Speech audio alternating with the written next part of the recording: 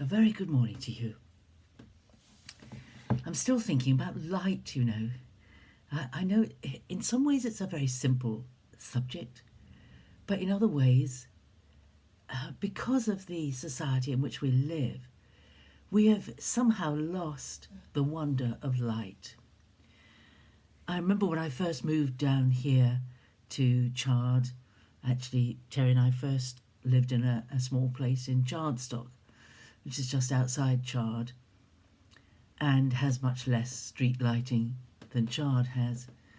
I'd lived in South London all my life.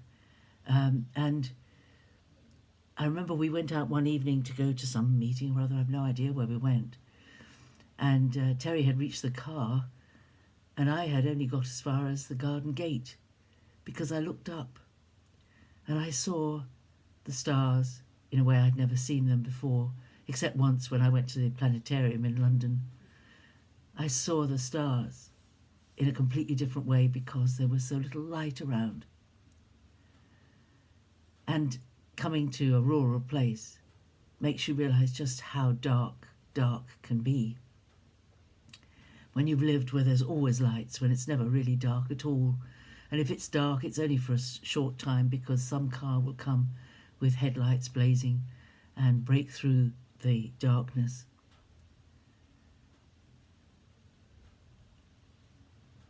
I'm thinking again about this verse 5. Well, verse 4, I suppose, 4 and 5 of John chapter 1. I've got several Bibles in front of me because I was looking at several of them. Verse 4 says, "In him, that is in the Word, was life, and the life was the light of men. The light shines in the darkness, and the darkness has not overcome it." The light shines in the darkness. In the Good News it says, the Word was the source of life, and this life brought light to humanity. The light shines in the darkness, and the darkness has never put it out. You know, this idea of light shining in the darkness.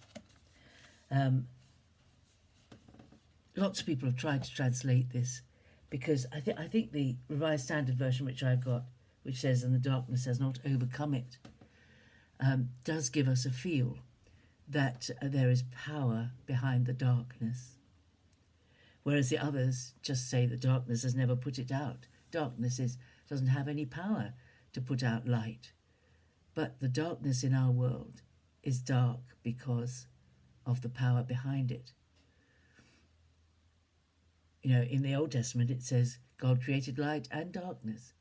And when he created the light and the dark and the sun and the moon to govern the day and the night was not evil. There was nothing evil about darkness. But this world is ruled by the Prince of Darkness. And the darkness in which humanity lives is a darkness that has a personality. And the light of Jesus himself came into a very hostile world. When you read this passage, it's beautiful poetry, it's beautifully written. But you see, as you read the first few verses of John's Gospel, that Jesus came into a place that was going to resist him, that was going to do its utmost to not tolerate him. Verse 10 says, "The Word was in the world, and though God made the world through him, yet the world did not recognize him. He came to his own country, but his own people did not receive him." Everywhere Jesus went, he was rejected. We see that in the Gospels. People rejected him, and in the end, people did reject him. He was not welcomed. The darkness is very powerful. But the wonderful thing about the light of Jesus is that Jesus' light has never been overcome by the darkness. Even when people have died for their faith, the light in them has not been extinguished. And the light has shone more brightly in their martyrdom than in their life. The light that Jesus brought into the world has never been put out, and will never be put out. This light that has come will grow and grow and spread and spread. And this world has never, the enemy has never been able to overcome it. He tried every which way, didn't he? He tried to tempt Jesus. He tried to get Jesus killed as a baby. He tried to get Jesus rejected right at the start of his ministry. He tried to get Jesus stoned to death when Jesus began his ministry in Nazareth. And right through his ministry, there were those who tried to extinguish the light that was shining from him, but they couldn't do it. The light of Jesus is stronger. Well, I'm living in an interesting light world. Both my neighbours have got new lights in their gardens, front and back. I'm sticking with solar panelled lights, and I'm afraid on a bad day when there's hardly any sunlight, they don't even light up. But my neighbour's lights blaze beautifully. So in the case of lights, they are dependent on a light source. Those lights in my neighbour's gardens need electricity, and the lights in my garden need sunlight. But the light of Jesus doesn't need anything. The light of Jesus will shine so brightly that nothing can put it out. And I think that's another way of saying that when a person begins to have faith in Jesus, it's like a little light has been started inside them. And as they think about that light grows and grows and grows until it is.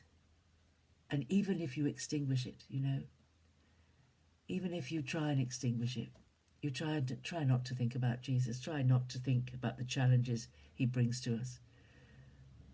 That light is very persistent.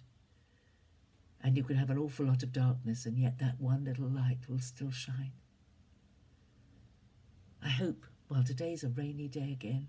I don't imagine my lights outside will light up much tonight. But I hope they will. I hope the light in me will always shine brightly, no matter what's going on in my life, no matter how dark my days are, or how difficult my circumstances are. I hope that there's enough of Jesus in me to shine, despite what's going on, because the light of Jesus cannot be put out. The light shines in the darkness, and the darkness has never put it out. The light of Jesus, the light of the world that came 2,000 plus years ago now, that light of Jesus is still shining, and it's shining as bright as ever for those who have eyes to see it. I hope you have a great day. Don't know what your lights are like. If you have any lights, turn on your light, my dear friend. Turn on your light so that others can come out of darkness into light, so that they can see more clearly their way through this life. Have a great day. Be very blessed, and I'll see you tomorrow. Bye-bye.